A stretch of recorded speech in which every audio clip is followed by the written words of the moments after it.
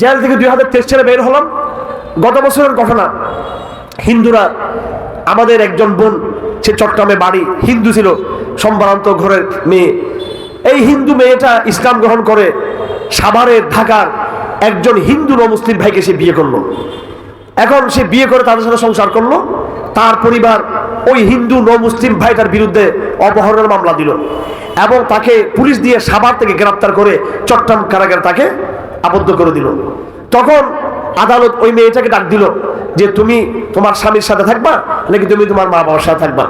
আমাদের ওই বোনটা, মুসলিম মুসলিম বোন, আপনি আমাদের সবার বোন, সে আদালতে বলল যে আমি আমার মুসলিম স্বামীর সাথে থাকবো। দেখেন, যেই ছেলেটা তাকে বিয়ে করছে সেও কিন্তু মুসলমান ছেলের ছিল না, সেও কিন্তু আগে হিন্দু ছিল, পরে সে ইসলাম গ্রহণ করেছে। আমাদের কি ভাই, আব্দুল্লাহ ওমর ভাই, আব্দুল্লাহ ওমর ভাই এবং তার ভাই আলামিন, এরা স্মার্ট ছেলে, মাশাআল্লাহ। এরা অনেক, আপনি দেখলে খুশি হয়ে যাবেন তাদেরকে দেখলে, এত সুন্দর এই দুই ভাই, এত বড় দিনের দায়ী।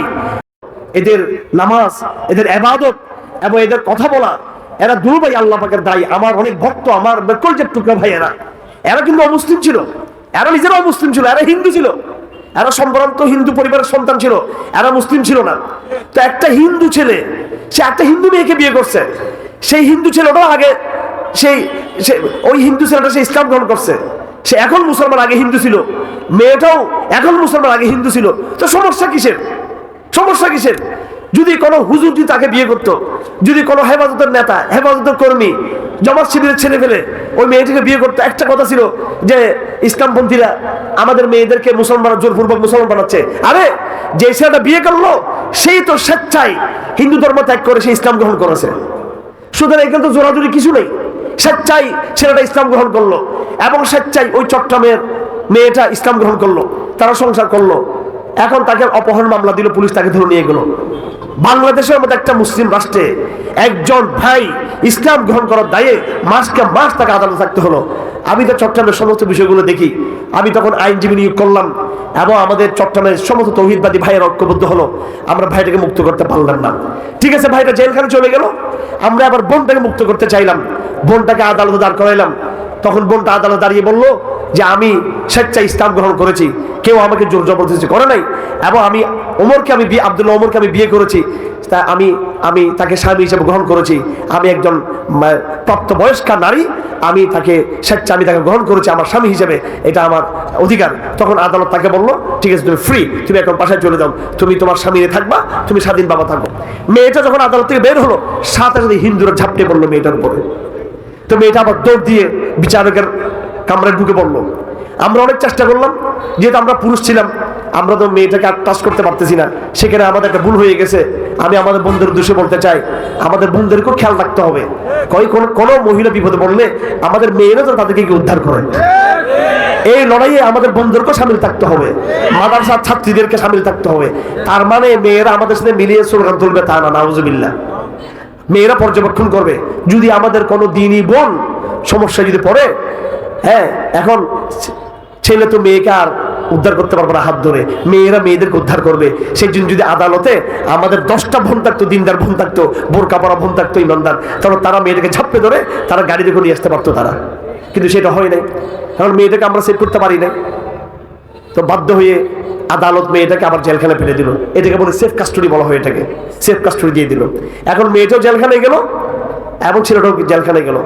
এবার স্কুল চট্টগ্রামের অলিতে গলিতে, এবং যেইভাবে গতকালকে আদালত তাণ্ডব চালিয়েছে, ঠিক সেদিন তারা স্লোগান আছে, একটা দুটা শিবির ধর, একটা দুটা মোল্লা ধর, ধরে ধরে জমা কর, এইভাবে তারা আমাদের বিরুদ্ধে তারা স্লোগান দিল।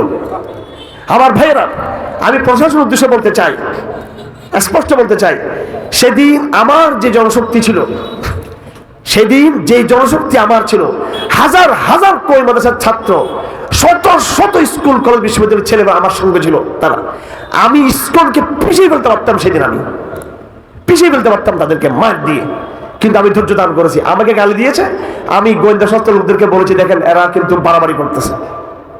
আর আফসোসের বিষয়, এই গোয়েন্দা সংস্থার মধ্যে 3টা গোয়েন্দা সংস্থা, ডিজিএফআই, এনএসআই, এসপি, শুধু একটা সংস্থা আমাদেরকে সাহায্য করতে এসেছে, আর একটা বড় সংস্থা যারা হেফাজতের সময় বিভিন্ন বিষয়ে তারা ফাংশন করতো, তারা কোন রকম সাহায্য করে তারা আমাদেরকে। আলহামদুলিল্লাহ তাদের সাহায্য লাগে নাই। আমি ঢাকাতে তাদেরকে ফোন করেছি, সরকারি প্রশাসনে কোনো সাহায্য তারা করে নাই। যাই হোক, এইভাবে এই ইসকন আমাদের বিরুদ্ধে রাস্তাঘাটে এইভাবে তারা সন্ত্রাসী লেলিয়ে দিল, স্লোগান দিল।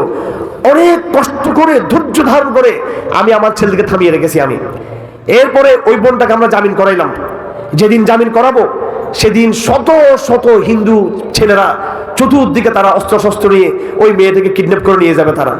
তখন জেল কর্তৃপক্ষ একটা ভালো কাজ করেছে, আমরা তাকে বলেছি যে আপনি মেয়েটাকে আমাদের হাতে দিয়ে দিবেন, অর্থাৎ তার যে আত্মীয় স্বজন যারা অর্থাৎ নন মুসলিম ভাইয়ের আত্মীয় স্বজন তার হাতে দিয়ে দিবেন। তখন প্রশাসন আমাকে বলল যে ওই মেয়ের স্বামী যারা আছে অর্থাৎ মুসলমান তাদেরকে পাঠান। তখন আমরা গাড়িটা একদম জেলখানার ভিতরে পাঠিয়ে দিয়েছি। গাড়িটা ওইভাবে কৌশল উদ্ধার করছি। করার পরে আমাদের দাওয়াতি ভাইয়েরা চতুর্দিকে হুন্ডা গাড়ি নিয়ে ওই মেয়েটাকে সেফটি দিয়ে তারা ঢাকা পর্যন্ত পৌঁছিয়ে দিয়েছে আলহামদুলিল্লাহ। এইভাবে একের পর এক সংগ্রাম করে যাচ্ছি আমরা। এটা একটা লড়াই, বহু লড়াই এরকম, বহু লড়াই এরকম। হিন্দুরা আমাদের জমি দখল করতে যাচ্ছে এখন। হিন্দুরা চট্টগ্রামে অনেক মসজিদ মাদ্রাসা জমি দখল করার স্বপ্ন তারা দেখে তারা এখন। যাই হোক, আমরা এই পর্যন্ত ধৈর্যের পরিচয় দিয়েছি। গতকালকে একজন আইনজীবীকে মেরে ফেলেছে। এই আদালতে শত শত অমুসলিম হিন্দু আইনজীবী তারা ইসলামের বিরুদ্ধে এমন কোন ষড়যন্ত্র নয় যেগুলো তারা করতেছে না, বিগত হাসিনা আমল থেকে শুরু করে এখনো পর্যন্ত। এবং এই যে আইনজীবীকে হত্যা করেছে, আমি আজকে একটা কথা বলতে চাই, এইটার পিছনে হিন্দু আইনজীবীদের চক্রান্ত ছিল।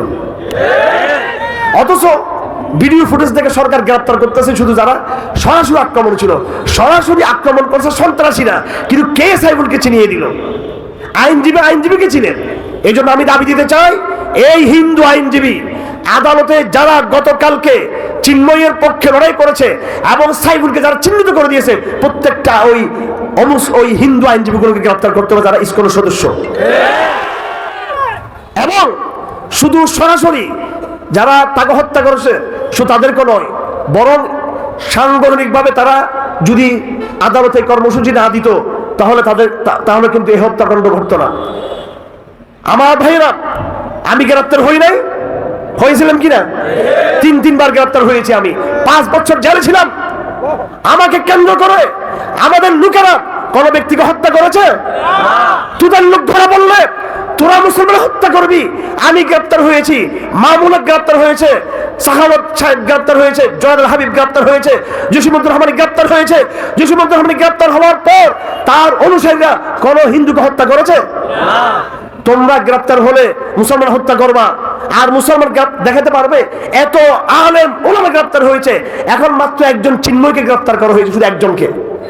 একজন হিন্দুকে গ্রেফতার করার কারণে আইনজীবী মেরে ফেলতে পারছো। আর বাংলাদেশের বিগত 17 বছর শত শত হাজার হাজার আলেম গ্রেফতার হয়েছে। তারা কি কোন পুলিশকে হত্যা করেছে? কোন হিন্দুকে তারা হত্যা করেছে? তারা না। তাহলে এই দেশটা কাদের? এই দেশটা ভারতের অঙ্গরাজ্য। ভারতের অঙ্গরাজ্য এই দেশটা আলেম ওলামাদের না। আমাকে গ্রেফতার করে আদালত ওঠানো হলো, আমাদের লোকরা তো বিশৃঙ্খলা করে নাই। করেছে বিশৃঙ্খলা? আমাদের নেতাদেরকে ঢাকায় হ্যান্ডকাপ পরিয়ে এইভাবে ছাগলের মতো রশিদের টেনে টেনে আদালতে উঠিয়েছে। 2021 সাল আপনারা দেখেন না ছবিগুলো? আদালতে আমাদের মাথার ছাত্র বিশৃঙ্খলা করেছে।